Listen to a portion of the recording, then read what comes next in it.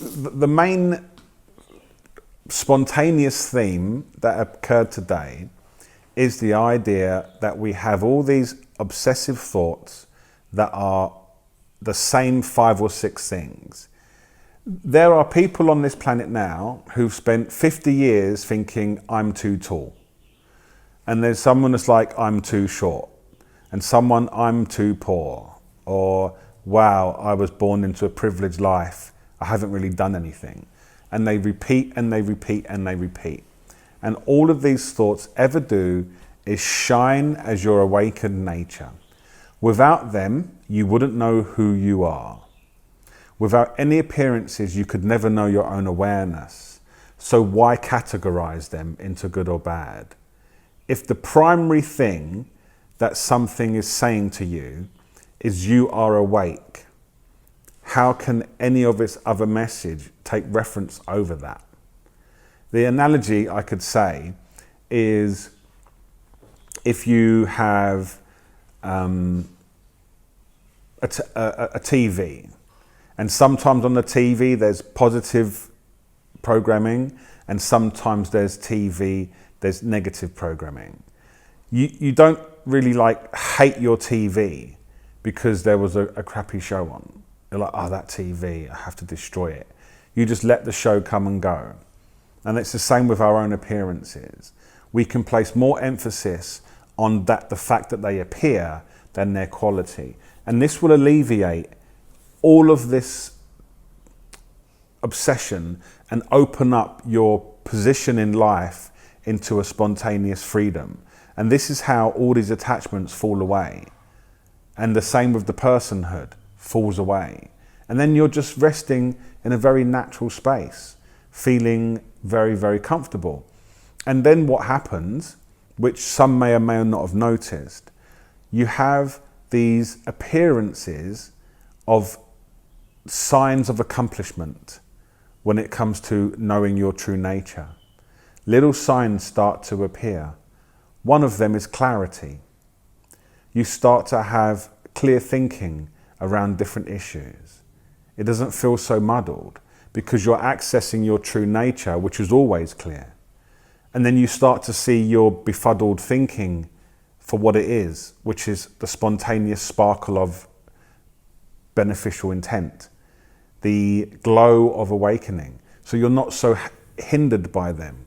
So you begin to see clearly. Another sign is equanimity, an experience of stability when you would have before been ruffled. And it can be very minor. It can be very minor, just even if whatever you're doing at the house, whatever program you're following, just as a sense of ease starts to display.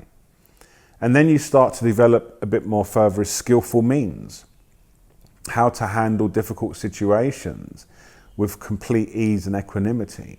Because all of these qualities are already within you, because you are all that there is. And the simple way to release them is just to relax. Just to relax as awakened awareness. Allow yourself to combine with the awareness that's already present. All of the beings that you see around you, all of the plant life and animals are always doing that. They're resting as awareness.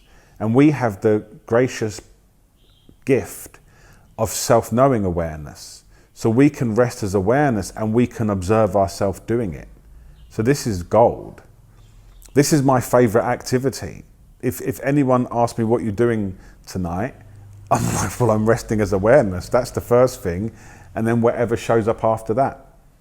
We have such a precious gift, this human life, to make that choice, to decide consciously to recognize ourselves as all that is illuminated. And we don't have to. We can go back to thinking about our weight or height or position or whatever it is. And this doesn't mean you don't ever think about those, but if you do think about them from awareness, you think about them as clear appearances and resolutions arise. But if you don't want to rest as awareness, you can just continue to do what you're doing. If that really suits you, that's great. It didn't suit me. So I decided to rely on what's most primary about me, which is my natural mind. That's always present, always benevolent, always available, always here, never goes anywhere, and is completely unwavering. Whatever you're thinking about right now is completely different to what you're thinking about right now. It's only 2 seconds. But what's thinking doesn't change. It's completely stable. And it's so obvious we miss it. And then whatever you're thinking about again now is changed. So if you try to rely on thinking, you're always in a roller coaster. Now I'm thinking good, now I'm thinking bad, now I feel this, now I feel that, now I feel this, now I feel that. And then you go, wow, that was an intense day. That was such an intense day. Meanwhile, the sky-like nature of your mind hasn't changed one bit. It's like if there's a storm came rolling through the sky now, once it's gone past, the sky doesn't go, oh, that was exhausting.